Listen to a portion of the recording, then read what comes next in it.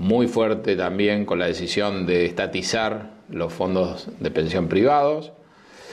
Vuelve a tener un conato de turbulencia este año cuando se anuncia el adelanto de las elecciones, etcétera. Digamos, un proceso muy largo, es una hemorragia para la economía argentina tremenda, de más de 40.000 millones de dólares, que no tiene señales profundas de cesar, si bien después de la elección, un poco por el resultado de la elección y un poco por la distensión si el diálogo ha servido para algo, por lo menos ha sido para bajar los decibeles de esa situación de crispación que había antes o durante la campaña.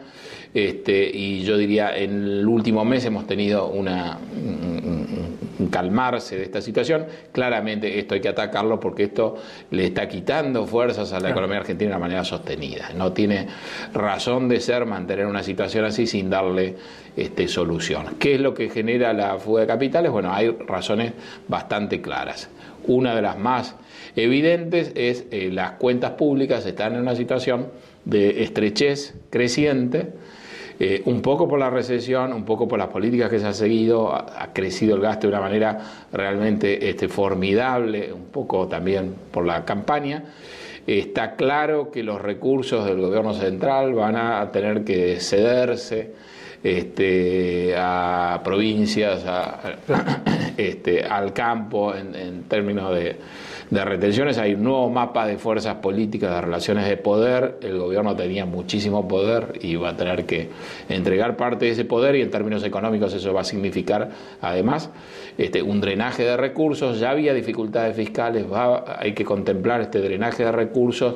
La situación que parecería más lógica sería de alguna manera rediseñar la política de gasto. Hemos visto que el ajuste tarifario del gas no prospera, entonces tampoco es fácil ese camino. Y yo creo que esa incertidumbre acerca de cómo se van a cerrar las cuentas fiscales ha sido uno de los disparadores de la fuga de capitales, sobre todo dada la elección del año pasado, donde el gobierno previó esta situación, intentó con la resolución 125 hacerse de fondos, no lo pudo hacer, se volvió contra los recursos de del sistema de jubilaciones privadas, se llevó ese botín en tiempo récord y claramente la lección que de ahí se deriva es que en una situación de dificultad fiscal, el riesgo de expropiación, el riesgo de un cambio de juego, de reglas de juego que resulte adverso es muy alto.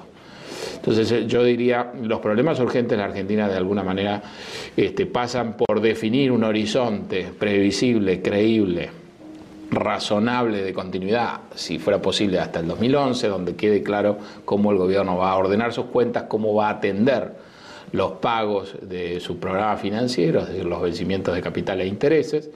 Y yo creo que si eso se hace con éxito, el resultado que se puede derivar muy positivo es revertir, frenar, mitigar la salida de capitales. Y este es un proceso que al año tiene una dimensión de 6-7 puntos de producto, o sea que si uno consigue, por ejemplo, reducirlo a la mitad, este es un estímulo para la economía de 3 puntos del producto cómodo.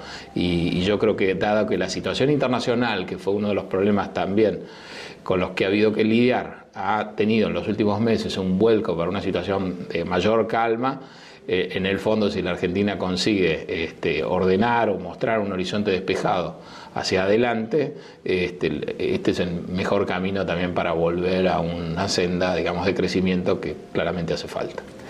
Yendo al tema del contexto internacional que usted plantea, ¿lo peor de la crisis ya pasó? ¿Todavía falta? Estamos siempre en un terreno donde hay muchísima incertidumbre, ¿no? Y hay que ver también cómo uno define lo peor de la crisis, ¿no? Pero en el plano de las emociones, probablemente sí. En el plano más frío del cálculo económico, digamos que las cifras que tenemos hasta ahora nos indican que la economía sigue cayendo, pero si uno toma la economía de Estados Unidos como referencia de las economías desarrolladas, uno entiende que después de septiembre, después de la caída de Lehman Brothers, durante 6 meses la economía de los Estados Unidos cayó a una velocidad del 6%, y Europa más todavía, y Japón todavía más. En el segundo trimestre, y estos son los datos que tenemos, esa caída se desaceleró y de deteriorarse a un ritmo del 6%, la velocidad pasó a ser un menos 1%, que es un cambio crucial. Y si uno mira Europa, ve también señales de moderación. En realidad en todo el mundo uno ve que la crisis comienza a volver a recuperar un tono menos severo, e inclusive en Asia hay una recuperación ya no de menor crecimiento, sino de crecimiento muy fuerte. Sí. En los países como el nuestro, no exactamente la Argentina por el problema interno que tiene, pero Brasil, Chile, etcétera, también hay una descompresión y un horizonte hacia adelante de crecimiento. O sea que en ese sentido estamos, creo yo, muy cerca de poder esbozar un horizonte en el mundo también de crecimiento positivo, quizás moderado, lento, pero positivo. Y si uno hace un balance y piensa dónde estábamos parados 3 meses atrás o 6 meses atrás, ahí hay una mejoría muy grande. O sea que quizás lo peor no pasó. Esto no excluye la posibilidad de que haya una recaída, problemas posteriores. Aún la economía recuperándose, los mercados lo han hecho ya de una manera muy contundente. Hay un listado muy grande de problemas, sobre todo lo que tiene que ver con el crédito, con el sistema bancario, que va a tardar mucho más tiempo en resolverse, y fundamentalmente un arrastre en los mercados de trabajo, sobre todo en el mundo desarrollado. Piense usted, el número de desempleados en Estados Unidos antes de que comenzara la crisis, al final de la expansión anterior, estaban algo así como 7 millones de personas, ahora hay el doble. Claro. Y eso va a seguir creciendo porque claramente las compañías han respondido a este shock, ajustando gastos, reduciendo personal, aumentando su productividad. Es decir, la economía es posible que logre comenzar a crecer nuevamente en los Estados Unidos antes de que termine el año, pero el empleo va a seguir destruyéndose casi inevitablemente hasta por lo menos el 2010. Entonces, en el fondo, aún si lo peor pasó, si no hay una recaída posterior, que es lo que principalmente la política económica debe cuidar, aún así van a quedar problemas muy grandes, impactos muy fuertes, sobre todo yo diría en el mercado laboral, en las relaciones sociales, y eso uno sabe además que tiene un sedimento que produce efectos en el plano social, político.